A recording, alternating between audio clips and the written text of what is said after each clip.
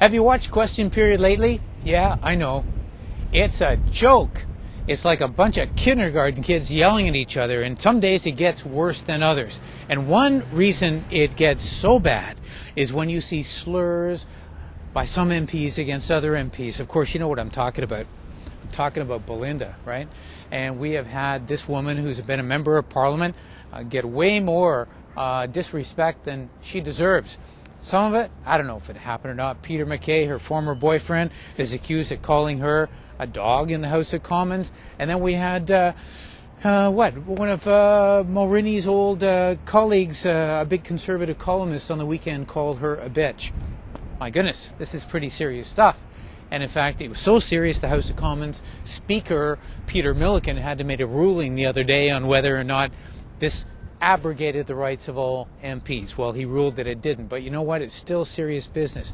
And it disgusts me when I sit in the House of Commons and I see this kind of behavior going on. And none of it's even directed at me. Imagine how it feels if you're a woman MP in this House and you have to put up with that crap. I wanted to know how some women feel about it and how some Canadians feel about it. So we decided to take the camera out to the street, talk to some people, and also I thought I'd talk to one of the relatively few women MPs in the House to see how she feels about all this slurring that's going on. I could only imagine, but we'll chat with her in a sec. Hang on. Well, I'm here in the Commons with Dawn Black, who's a member of Parliament for the New Democrats from Lower Mainland, British Columbia. New Westminster, Coquitlam. Yeah, absolutely. Yes, beautiful place. It never snows there, does it? It doesn't snow. It's snowing here now. Yeah, right.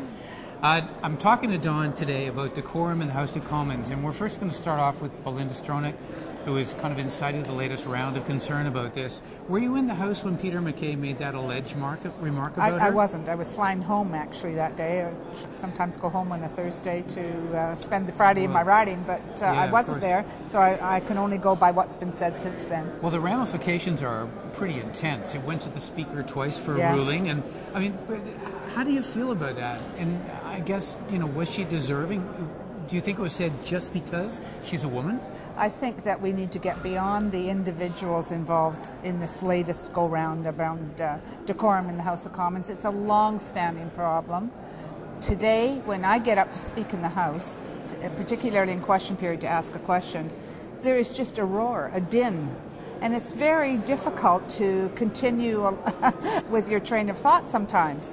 I do it, but it's not pleasant, and it's certainly out of place in today's society to have this kind of raucous behavior. Some people say schoolyard behavior, but you know what? You don't see this kind of behavior in a schoolyard. It's not tolerated.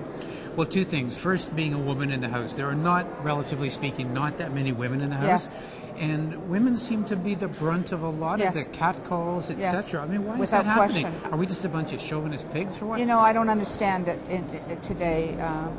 We were both here between 88 and 93. We know that some very, very serious slurs were thrown around there. Absolutely. My colleague, Howard McCurdy, who's a black member of Parliament, was told to shut up, Sambo. Out loud. People heard it right through the House. You may have been there that day and heard it. I was called a bitch on occasion. Sheila Copps, I think, was called a slut. Mm-hmm. I mean, this is incredible. So you're right, there is a different tenor against women most often. And sometimes I see it when I'm up speaking, and I can see the look of anger on some men's faces. And it's almost like, you know what, you don't have no right to be talking about what I'm talking about, or you have no right to be here. There's a sort of seething anger from some men, and these are the ones who yell and scream. And do you think that's reflective of Canadian society, or do you think it's this place? Do you think it's the partisanship? Do you think it's the way we're constantly at each other's throats that causes that? I believe in good, strong debate and good dialogue in the House of Commons. That is what democracy is all about. And if people can be sharp-witted and have strong convictions, I have strong convictions. But you don't denigrate down into name-calling and sexist kinds of remarks. That's just totally unacceptable. And the kind of yelling and screaming and jumping up and down and clapping, I mean, that was my second point. Quite apart from being a invisible minority or a woman and getting worse treatment, we have this constant sort of partying almost on each side of the aisle, Yeah. where people ask a question and jump up and applaud, and the answer's applauded. Yeah, and time is wasted. Exactly, time's wasted, and I can't. And we imagine, look silly. Yeah, and I can't imagine the people at home are thinking, "Wow, you know, like he just defended my income trust going down $20,000. Why are they cheering?" Mm-hmm.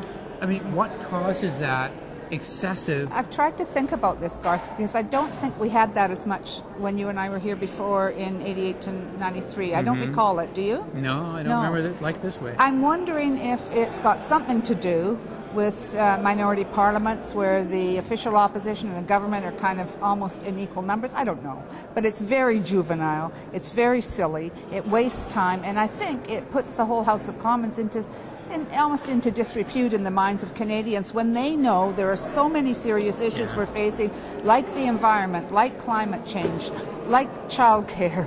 You know, there's so many, and yet they see these silly antics going on. Surely it reduces the respect. So what do we do? I mean, have you thought, you and I yes, both I have. thought, what do we do? How do we clean the place up? When I was here before, when some of these horrible instances took place, the Speaker convened an all-party committee to look at decorum in the House of Commons. And during that time, we met several times, and, you know, it's not easy to get all-party agreement. You know that. And we did come up with all-party agreement for a set of changes to the standing orders of the House of Commons that would give the Speaker some more tools to deal with this kind of unacceptable behavior. Kind of, if you wanted to compare it to a soccer game, kind of a yellow card, a red card, you're out kind of system that would have escalating penalties for unacceptable behavior, and the ability for the Speaker, if he couldn't get order in the House, to shut the House down. Mm-hmm. Shut it down for a day. I bet you that happened once. Mm-hmm. You wouldn't have this kind of instance again. Yeah, I bet it would. Do you think the Speaker's tough enough? I don't know. We'll see. We'll see. Hey, Peter Milliken, if you're watching this, man, get tough. Yes. We're counting on you. Yes. Don, pleasure. Thank you, Be Garth. honorable. Don Black. Thank you very much. Well, I mean, it's always been kind of spirited debate on good days, but yeah, a lot of the stuff like Peter MacKay's comments recently, and plus you look at how they've said the same things about some NDP MPs and other people in the past. It's just kind of, really, the Tories seem to have a slight misogynistic streak. I think it's typical. I think what they're trying to do is impress the public and gang up on each other. I don't think either is very effective, so they should know better. But unfortunately, I guess it's the competitive system in the House of Commons that leads to it. So we're pretty well getting what we should expect, and that's unfortunate. But if we want things to improve, we're going to have to change the rules of the game. With respect to the decorum in the House, I think that in a lot of cases it's quite petty, and not as much today. Today there was really just nothing going on at all. It's astonishing that so few people were actually sitting in their seats. But last week, it was just, everything was dominated by, did Peter MacKay call Belinda Stronach a dog, yes or no, back and forth, the whole way through. And they're not really getting at issues, at least not in question period. You know, like everything is really like just surface level, they don't get into anything. But, I mean, it's fun to watch, I would say. Member of Parliament for Mississauga South, and I share a lot of Canadians' concern about the decorum in the House of Commons. This is a situation where people who probably are a little bit too high-strung on coffee and running around from meeting to meeting, when you get 308 people in the room at the same time and somebody stands up and says, "Your mother wears army boots," sometimes it's pretty hard to not say anything. But the issues are serious there. I want Canadians to know that beyond that 45 minutes, a question period that always seems to get the press, there's some very good work being done by members of Parliament, at committee, and in their constituencies.